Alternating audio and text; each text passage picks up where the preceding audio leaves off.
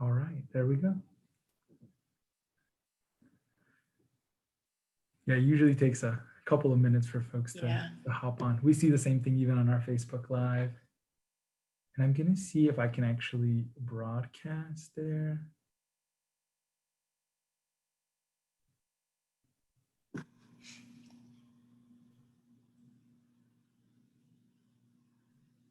October seems to just be flying by. I know, it's been a very busy month for us. Yeah. And you work kind of all over, right? I mean, it's all over Texas, yeah. Which, you know, that's having this kind of everything move virtually. I'm able to reach a lot more people than I did, you know, when I was traveling so much. You know, I would spend a day on the road, then I would do something at night, and then I'd spend another day on the road. And so this is really actually kind of, you know, it's probably the silver lining in the COVID. Yeah, yeah. Different. It helped us too with some of the programming that we've been doing. It helps us reach a lot of different folks. Yeah, but I see they're coming in. Mm-hmm. We'll give it maybe a couple more minutes. Sure.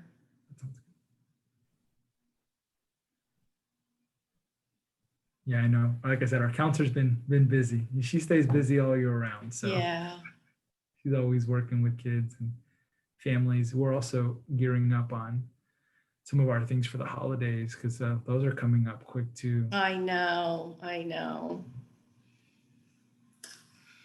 We'll get them.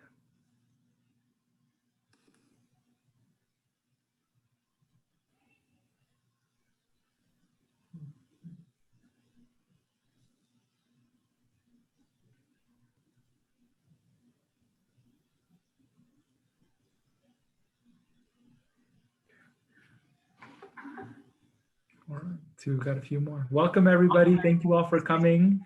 It's good to see everyone. Even though I can't see you, I know you're here and we appreciate seeing everyone. We were just talking with Mrs. Molak about how we're transitioning to this new world of Zoom, as we know, but also getting to reach different folks. So thank you all for being here. We'll get started in just about a minute or so, if that's okay. And we're so thankful for you and for David's Legacy Foundation and all the work that you all have been doing with us all October. That's really made an impact on our conversations with students, and we're excited for this community conversation and Q&A as well.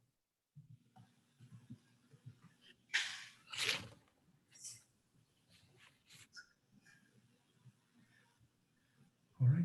Well, welcome everybody. Quiero darles a todos la bienvenida. Gracias por estar aquí con nosotros. Thank you all so much for being here with us. We're joined this afternoon, with Maureen Molak from David's Legacy Foundation. I think you all know me. I'm David. I'm the school principal here at Bonham, proud principal, and we're having this conversation today as a way for us to continue to raise awareness around cyberbullying. And really, I'll turn it over to you, Maureen, to do your introduction as well. Yeah, hi everybody. I'm so grateful to be virtually with you all. Usually I do these presentations in person and get to see your faces, and I'm a hugger. So this makes it really hard for me, but it's a great opportunity. As I was talking to David earlier, I'm able to reach a lot more people with everything being virtually. And so thank you so much for being here. For those of you who don't know me, my name is Maureen Molak, and I am one of the co-founders of David's Legacy Foundation here in San Antonio, a local nonprofit. Some of you may have heard about my story of my son, David, who took his life in January of 2016. And after David's death, we worked on legislation to help give parents, schools, and law enforcement the tools that they were missing to be able to address cyberbullying that we saw was creating a mental health crisis in our young people. So once again, grateful to be with you all today. Use the chat. David and I can see your questions come through the chat, and we'll try to get to as many of them as we possibly can at the very end, or as we see them coming through. So want to hear from you. Absolutely. So we'll get started with the first question. You talked a lot about the dangers that this has for children and teens, and especially during this pandemic. So what are some of the heightened dangers for children and teens who are spending more time online during the pandemic and maybe at risk from cyberbullying? So we've seen an increase, unfortunately. We were so hopeful that we really were starting to see that we had a grasp and the trends were going down prior to COVID. And so, obviously the first thing is that students are online a lot more. Before maybe they were online for school a little bit and then personal. Now they're online for school a lot and on personal a lot so much more than before, because they're not able to do most of those social interactions, participate in those extracurricular activities that they've been used to participating in. And then of course our kids are bored. They're so used to being able to have that social interaction. And what we're seeing is that typical teenage, wanting to find that affirmation and the acknowledgement from their peers, where they used to be able to get that in the school environment, that's now being taken online. And a lot of our young people don't have the social tools to be able to get that affirmation and to be able to receive the acknowledgement that they're really yearning for, that they need emotionally, just as normal teenagers. And so the behavior has gotten to be really inappropriate. One of the other things that we're seeing is, students were used to being in school and they had developed this group of friends and developed sort of this persona of who they were and sort of their brand. Who are you as a person, that they start to develop as young people. And so now with virtual learning, people's brands are changing because students are in these young people's homes and they're seeing things that maybe that student did not let people know about. Maybe they're sharing a room, maybe there's something else going on. And so we're seeing a lot of just sort of anxiety around that piece. And they've lost structure. They've lost that ability to be in school. We're seeing more of it come through. You're right. We're seeing school, more students in school right now. But generally what we've seen is that they've missed that structure, that accountability, and the lessons that I know you guys have been really trying to instill in your young people on how to be good digital citizens. So unfortunately, we've seen an uptick in cyberbullying since the COVID hit. Yeah. And I think there's so much that we try to do as schools, and I know that the David's Legacy Foundation is trying to do across the country. And the other part and I see many of our parents are present here too, is I know parents want to play a role in really helping to prevent this. And I think one of the ways to do that is through conversations. And so the next question is really around, how would you advise parents to have conversations about cyberbullying with their kids, either to prevent it or to address it? Because you're right, if there's an increased access, they're trying to determine who they are, you call that their brand. How does a parent, when a kid is in, whether they're in kindergarten or they're in high school or in middle school, how would you advise a parent to have a conversation about cyberbullying with their kids? So let's start off with prevention. First and foremost is most likely that device that your child is using, you bought that device, you bought that phone, you bought that iPad or that computer, or it's been loaned by the school. And so it does not really belong to the child. And so we have got to be able to as parents, put parameters on conduct and appropriate way of using those things, using those devices. And so, that's first and foremost. The other thing is, like, there are some internal controls that are on phones that if you don't know how to use them, maybe that would be another great opportunity for your technology department to come in and teach your parents. I didn't know how to do it. I did not know how to put parameters on my child's phones regarding how much screen time or the apps that they were using. So that's really important that we know how to use that. It's daunting for parents that didn't grow up with that. Yeah. And like me. And so having somebody walk me through something like that, I think is extremely helpful. There's also apps out there that are very inexpensive or free that can help parents monitor keywords and things that could be alarming or distressing to a young person. Bark, B-A-R-K, is a great resource for parents. But there's nothing more important than you as a parent and that relationship that you have for your child in preventing this. So having conversations with your child regarding your family's your code of conduct as a family. What are your moral and ethical values, and how do you treat people in person? And there is no difference in how you treat them in person than you do online, and making sure that your children really understand that, and that there is a person behind every username, behind every screen, behind every comment that is reading that, and you don't really know what's going on in that child's life. So we need to always make sure that we're thoughtful about the words that we use. And when you see things online, you might see an article come through or something where maybe an adult has lost their job because of something that they've posted online, or a young person lost a scholarship to a wonderful school because of maybe something that they had said in middle school. I mean, we've seen a lot of lives destroyed because of things that young people have posted online that have affected them and will affect them the rest of their life. So when you see those articles, bringing them to your child's attention and just having a conversation and just letting them know that once it's out there online, it is out there forever and it will never go away. It can be screenshotted. All kids, when they first get Snapchat, they think, oh, it disappears. No, it does not disappear. If it's screenshotted, it can live on forever.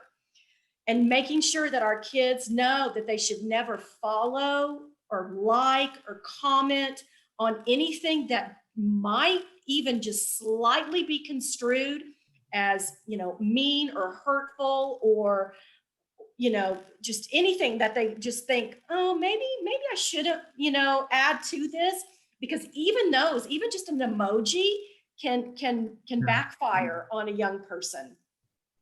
Yeah. But really, the bottom line, the most, in prevention is just having those conversations with your young people. And if you don't know even where to start, on our website, David's Legacy Foundation, we've got conversation starters for parents, which you can have at the dinner table or in the car when you're going, driving your child to school. Every opportunity that you have out taking a walk, just having those tough conversations. We have to have them earlier and earlier than we ever had before. And it can't be scary for parents. We've got to be able to do that.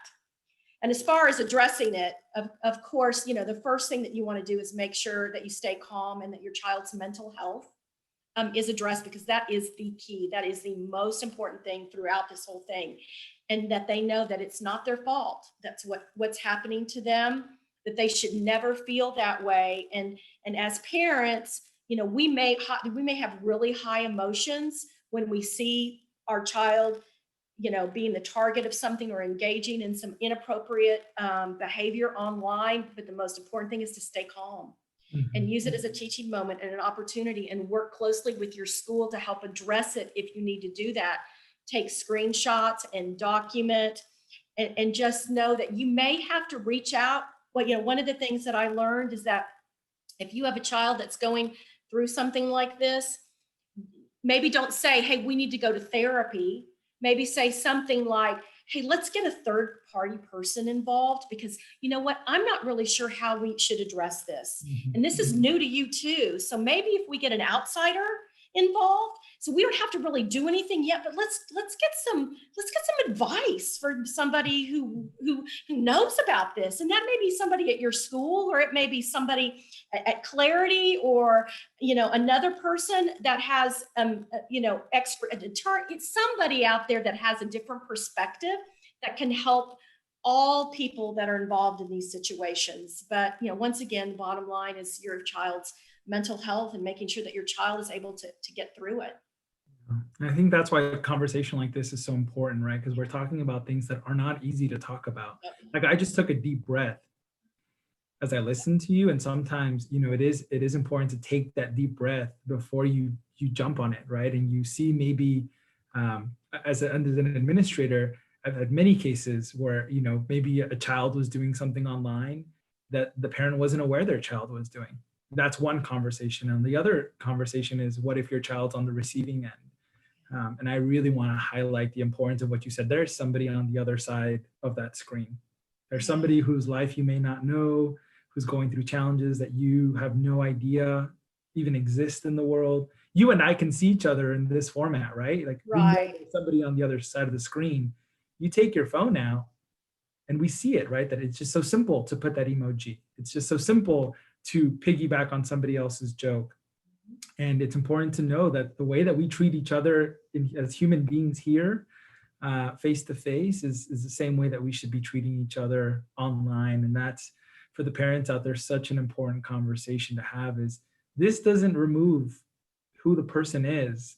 This doesn't remove their challenges and all the other pieces. So I totally want to echo what you just shared, but I had to take a deep breath right now listening to you, because it's a lot for parents too, right? How do they start that conversation? So I'm grateful that your website has even conversation starters. Just get the conversation started. For the next part, I'd really, for some of the folks that are watching at home, they might not be as familiar with David's Law, or maybe they've heard about it a little bit, but don't kind of know all the ins and outs. But I would love to hear a little bit about what you would say are the most important things that we should know about David's Law. So it's a comprehensive law, and we don't have time to get into all of it, but I just encourage parents that if you want to learn more about it, you can go to our website. We have a one-pager that sort of breaks the whole thing out. There's a flow chart on there that the Texas School Safety Center has come out with. It's also on there. It's in English and Spanish. And so what this does is it walks you through the definition of bullying and cyberbullying through David's Law. So important, go to our website if you're interested in knowing more about it. But really the key important pieces of it is that David's Law now gives school the authority to investigate cyberbullying that occurs off campus if it materially affects a student's ability basically to learn. And so we know, we've heard a lot over the years about physical bullying, but cyberbullying, because it typically maybe is instigated at night, and it has these ripple effects because it can be commented on and shared and picture taken of it and show up on a different website.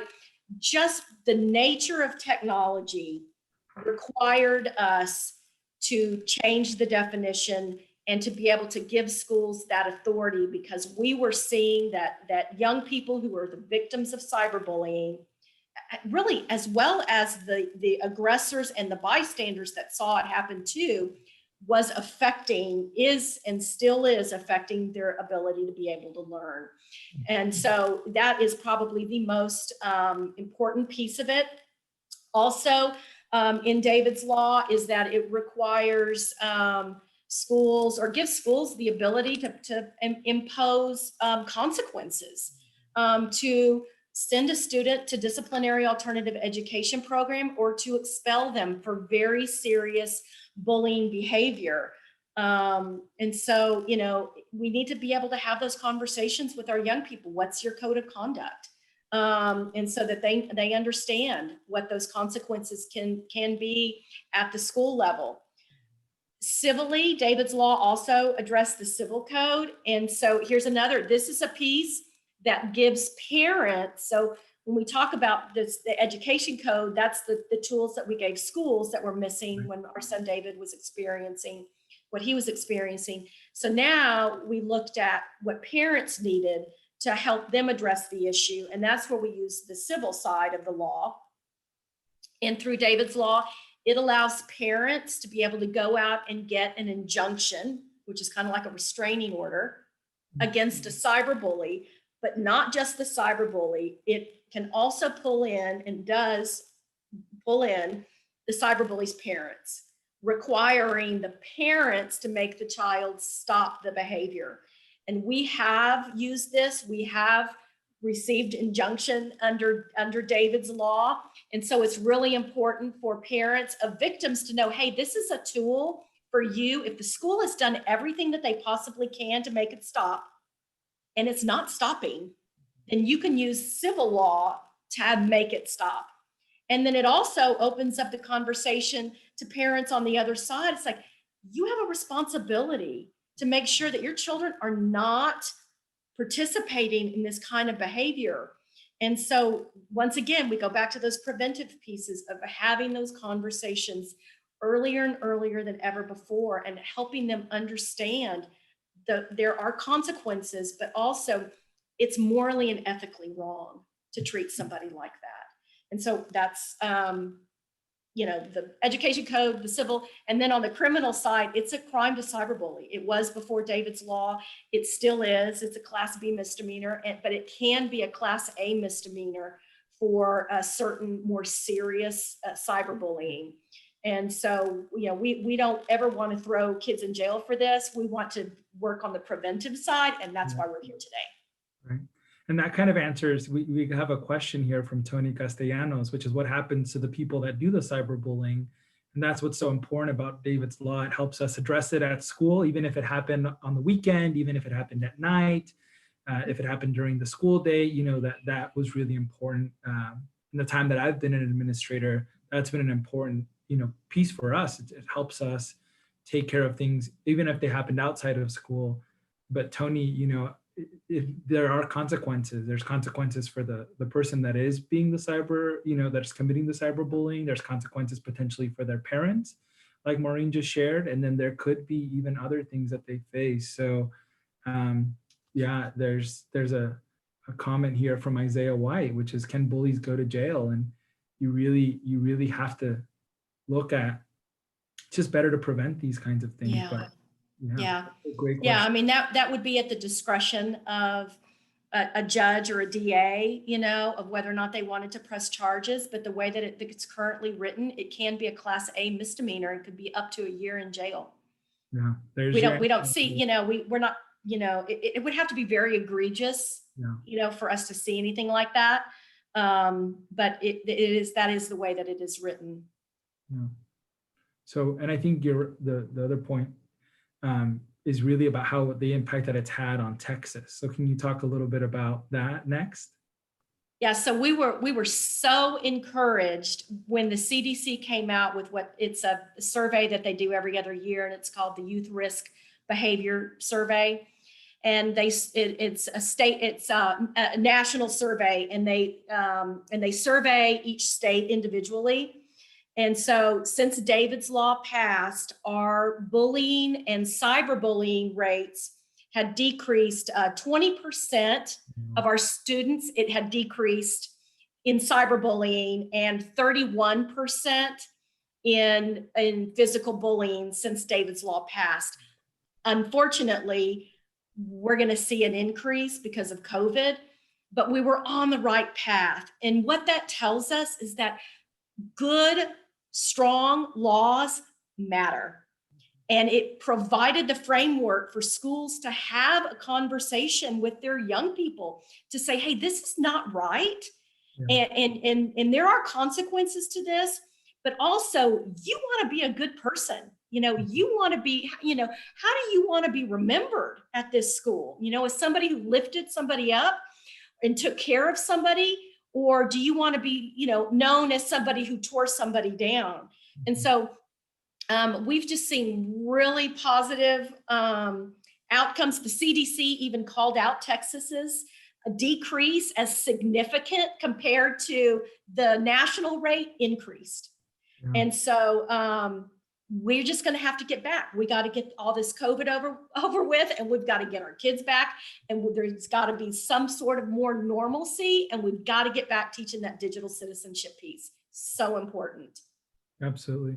And yeah, the communication between home and school is so important. And I think that this law has definitely opened up those conversations. And one point I did want to make is one of our folks from the district also said it in our district, we have a way that students can also report anonymously through our campus website, so that it's P3 campus reporting. We're so grateful also for our families that are here, right? Because there's a lot of challenges we have right now with the pandemic, and this may feel like, well, one more conversation, but this is the time to have that conversation is early, before things escalate, so that we can intervene. And oftentimes when parents bring things to me as a principal, or to our assistant principals, or to a teacher, we are going to do the right thing and help support them. We just have to know that those conversations, so parents or students, you don't have to feel like, well, just ignore them, right? That's a huge thing we hear sometimes. Oh, we were just trying to ignore them. But sometimes the person that's that's engaging in the cyberbullying just doesn't stop. And Tony asked that question, I saw the question from Tony is, can you expel a student if they won't stop? And like Ms. Molak said, they could go to alternative school. So they could, no longer go to our school. They'd have to go to a different school. You brought up the point about young people, being leaders. And we talk about that a lot at our school, and how it's important that if you see something or somebody doing something they're not supposed to, you have to stand up for that. When we talk about empowering our young people to be those leaders and to stand up to bullying, what can a bystander do to become an upstander? Bystander being somebody, for the kids at home that's just kind of watching something wrong that's happening. How can we empower them to become upstanders? And how does courage make you a stronger and better person? So I think for parents, the most important thing they can do is model that behavior. They are the most important person in their child's life, and their child looks up to them. And so making sure that we're all being good digital citizens ourselves. And then teaching our kids that doing the right thing, standing up online, yeah, that's scary, but it's also teaching our kids courage, and that builds up their self-esteem. These are life skills, being able to teach them how to interact in a situation like that, and being able to provide the tools and the words, or the the words that they could type out that could make a difference in a situation like this. And we always tell students the most important thing is that you're safe.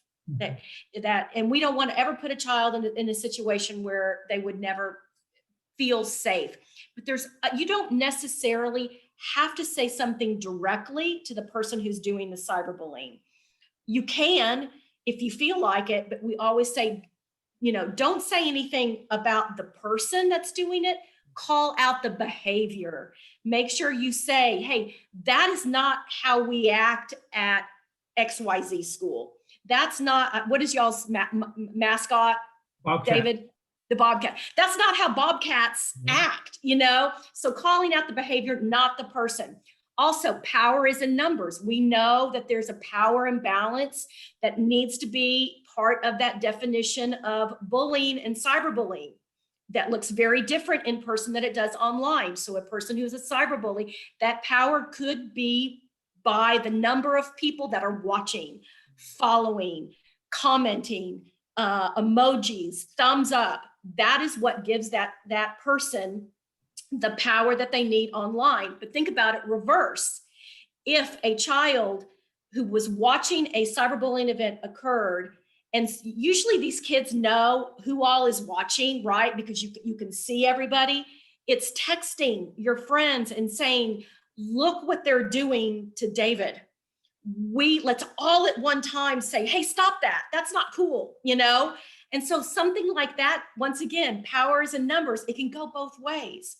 The other thing too is making sure you get an adult involved. That's where P3, the anonymous reporting can come in. They can take a screenshot of it, a picture of it. We always say, you know, if you're worried about them knowing that you've taken a screenshot, take another phone, somebody else's phone, and take a picture of it, and then send that through. It doesn't look as good, but it does keep you safe. And so that's what that anonymous reporting tool is for. It's to be able to provide that anonymity so that no one will know, getting an adult involved. We have to do that when there's cruelty out there. Our young people can also reach out to that person who is the victim and just say, hey, I saw what happened to you and that was not right. And I am really sorry that that happened to you. What can I do to help you? Can I help you report it? Are you doing okay? And that's what we've heard from young people. The most important thing is that somebody who saw it happen, reach out to them and say, hey, I saw it. That wasn't right. And are you okay? And let's get you help if you need it. So we need to make sure that we give our young people the tools to be able to do that. Because like I said, these are life skills that we want them to have to carry with them throughout their lifetime. And until we model that and we show them and we give them those tools, we role play with them, they're not going to get it. It just doesn't come instinctively for that young. They have to see it, and they have to see it a lot for them to really grasp. And we know it's tough. We know it's really, really hard to be that person who steps up. But if you ask a kid, if they didn't step up, that guilt that they carry with them, that they did not stick up for that person, creates a mental health, issue with them as well. So just important things that we teach our young people. Yeah, and that's important for us as educators too, right? That we don't see something and not say something. Right. We at our school, we have to prevent it as well, and really make sure that they know we have their back, and that we're going to keep them safe. And you're right, it's also not just a one-time conversation. For the parents watching at home, this is part of the conversation, but it has to. You got to keep going back to it. I have a niece and a nephew that are in California, and I talk to my sister all the time about what things she's got to be monitoring. And the technology's changing, the apps are changing, there's new things out there. And so it's conversations like this that we really appreciate, because it helps strengthen us. It makes us stronger too, and so that we can have the courage to stand up as well. Maureen, thank you. Those are all the questions that I had for you. I did see that there's a couple more questions, and we'll wait to see if there's other questions that come in. How are we doing on time? Are you okay? I'm fine. Yeah, Okay. I'm good. Yeah, we've gotten some really great questions, and we've answered them along the way. The first question is from Tony. How old was your son? 16. He was 16. David was 16. He was a sophomore in high school. Yeah. The next question was, is this law on a national level or only in the state? Only in the state of Texas. So typically when you're dealing with education code, that's usually regulated by each state individually. And we've actually had a lot of people have asked us if we plan to take this nationally, just because of the success that we've seen. And I've talked to a few lawmakers about that, and I will continue to have that conversation with them. Not sure if it's going to happen anytime soon, but it is conversations that we are having. There have been other states who have reached out to me and have asked about David's Law. And so what I've been able to do is provide them with the original bill that we filed and what passed, because there's a compromise. We could talk hours about the legislative process. Yeah. But there was a lot of compromise. And of course, it wasn't as strong as we had wanted it, but we went back last session in 2019. We got some additional legislation passed that we didn't have an opportunity to really talk too much about tonight, other than there's going to be some new digital citizenship requirements that are coming down, health curriculum, suicide prevention that we worked on, and some additional reporting requirements for schools that it strengthened David's Law. And we also have plans. We're going back in 2021, and we're working on some additional legislation as well with our lawmakers here. Yeah, this is a really good point. One of our students said, I thought only little kids get bullied. So, it can be kids of any age, right, Maureen? I mean, it can, and actually, it can be adults too. Mm-hmm. And so we hear from adults all the time, and David's Legacy Foundation, we have our hands full with young people and trying to help them. And we really, when we worked on David's Law, we knew that we needed to help young people with this issue because we wanted to do it in honor of my son, David. And knowing how it was such a struggle for him and how that created a mental health crisis in our home. And so we try to help adults when they reach out to us, but unfortunately the laws just aren't as good as they are. You know, we do certain things to protect young people more so than what we do to protect adults. So it's a very, very sad situation, and it affects adults. And they will always tell me, if I was a young person, I don't know that I could handle what's happening to me as an adult. I'm having a hard enough a time handling this as an adult. So now I know how young people feel. And so that's why we can all come together. This is a community issue. It is not a school issue. It's not a parent issue. It's not a law enforcement issue. It's everybody, all of those people. It's students. It's our business community. It's everybody working together in order to stop what I consider it's a serious health crisis. Yeah. And we've got to be able to do something about it. And we've made great strides with David's Law. We're going to continue to do the work that we're doing.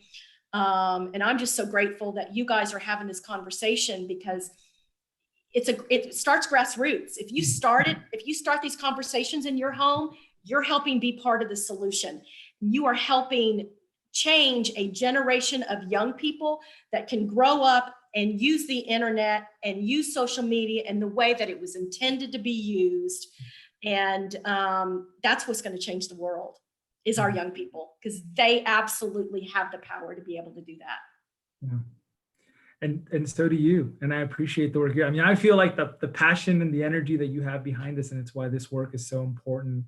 And even, having our counselor, Ms. Barajas, who I know is watching at home, I just want to give her a big thank you.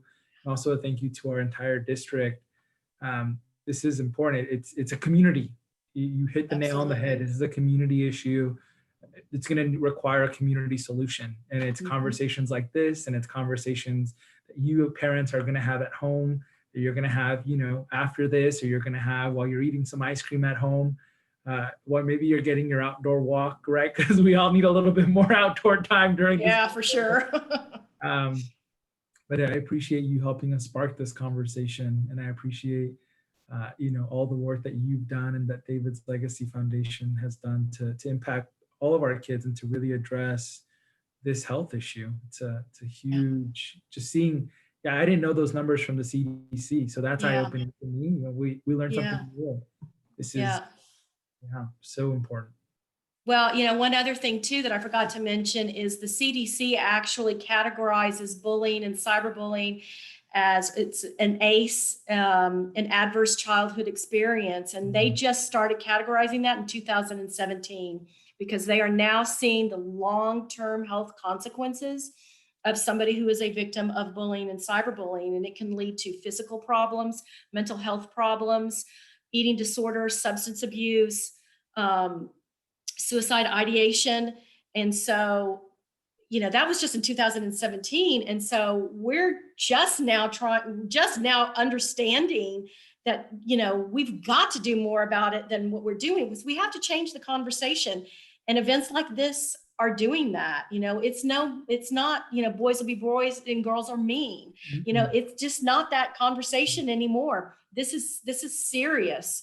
And we've all got to play a part and do something about it. And I just appreciate, everybody, joining the cause. And we're raising the future, our future. These young people are our future generation, and they are going to be the business leaders that are out there. And so by getting your businesses, parents, go to your employers and say, hey, we need to get on this bandwagon. Do you know about David's Legacy Foundation? Do you know what they're trying to do? They are raising our future people that are going to be working in business. And so we need to get behind the work that they're doing so that they can reach more people across the state, because we're going to need good digital citizens and people and young people who can interact, as well as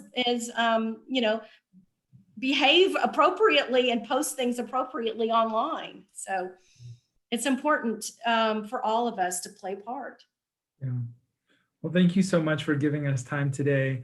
I know we're going to wrap up the conversation shortly. Thank you to everybody at home as well, not just for watching, but for interacting and for sending us questions and giving your input. And also, I think, for taking that next step and starting that conversation at home, starting that conversation with your boss, with your colleagues at work. Parenting is hard. From everything I've observed as a non-parent, but as somebody who has worked with hundreds of kids, thousands of kids across San Antonio, it's so important that we keep championing this work. So know that we're going to keep championing it here at Bonham and in SAISD. And thank you for the legacy that you're doing on behalf of your son and your family, but all the families across this state who are experiencing this and want to find a way and a solution. Thank you, David. I appreciate it so much. And thanks, Bonham. I appreciate y'all. Appreciate you, parents. All righty. Well, we'll tell everyone goodbye. Yeah. And make sure you go vote. There's still time. That's where I'm going to head in a little bit. Thank you so much. All right. Y'all take care. Bye.